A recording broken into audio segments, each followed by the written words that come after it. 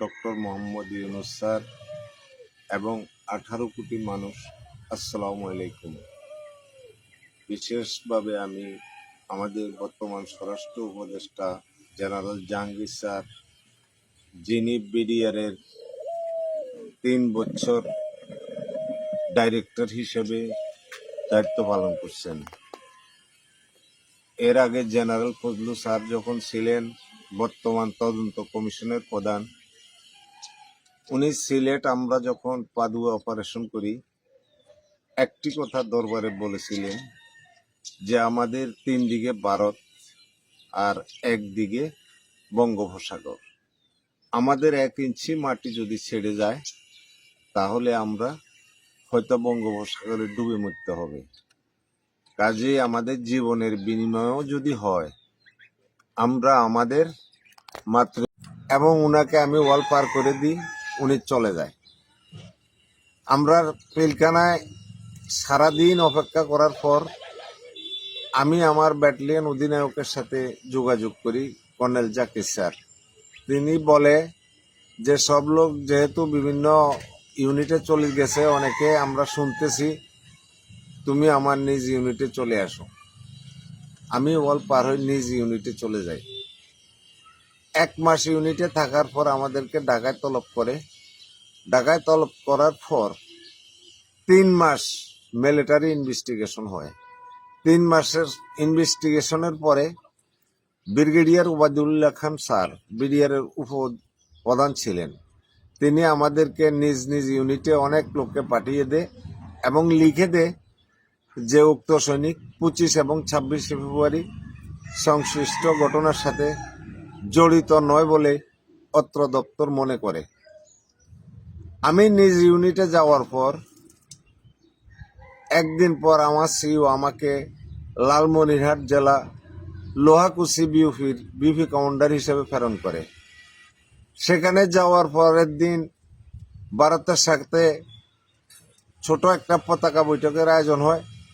সেখানে আমি যাওয়ার পর ভারতীয় বিএসএফ ইন্সপেক্টর আমাকে বলে যে আপনি ঢাকায় ছিলেন না? হ্যাঁ, আমি বললাম যে আমি তো ছিলাম। বলে আপনাদের তো কারো চাকরি থাকার কথা নয়। এই অবস্থায় প্রায় 4 মাস ইউনিটে ডিউটি করি।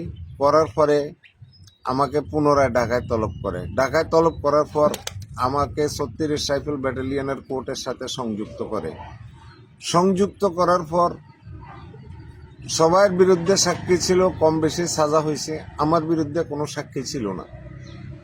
তখন আমার ইউনিট লালমনিরহাট থেকে 2 জন লোক আনে আমাকে চিনে এই মর্মে সাক্ষী দেওয়ার জন্য। আমার অভিযোগ, আমি অধীনস্থদেরকে নিয়ন্ত্রণ করি নাই। আমি ঢাকা গেছি একা, আসছি একা, তাহলে আমি কাকে নিয়ন্ত্রণ করব?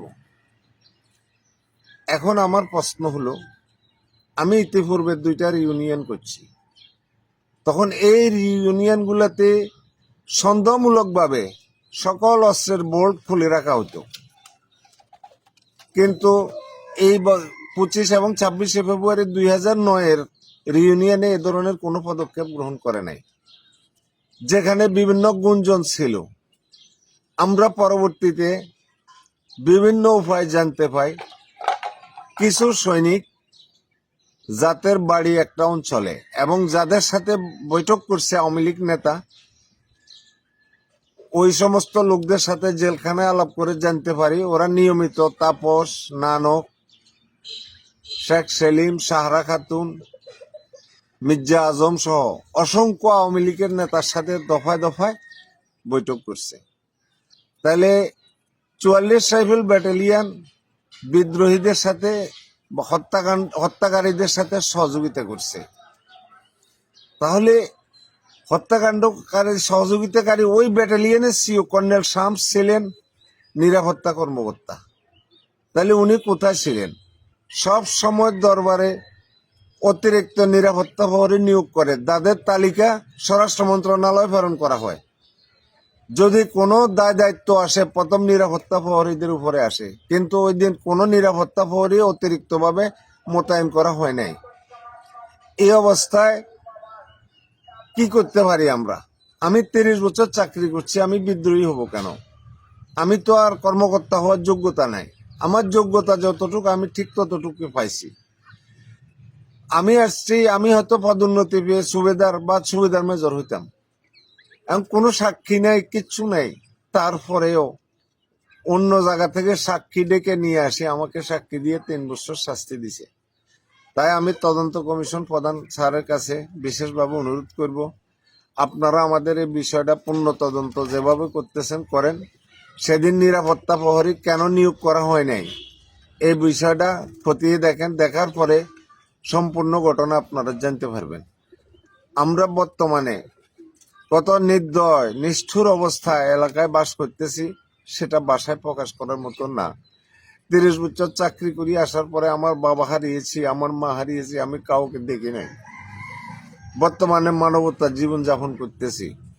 চাকরি যেহেতু করার আমার বয়স নাই, আমরা যেন আমাদের পূর্ণ সুযোগ সুবিধা সহ অন্তত আমরা যে বিদ্রোহী না, এখান থেকে মুক্তি পেতে পারি, এর জন্যে আপনার কাছে এবং দেশবাসীর সবার কাছে বিনয়ের সহিত অনুরোধ করিতেছি। আসসালামু আলাইকুম ওয়া রাহমাতুল্লাহি ওয়া বারাকাতুহু।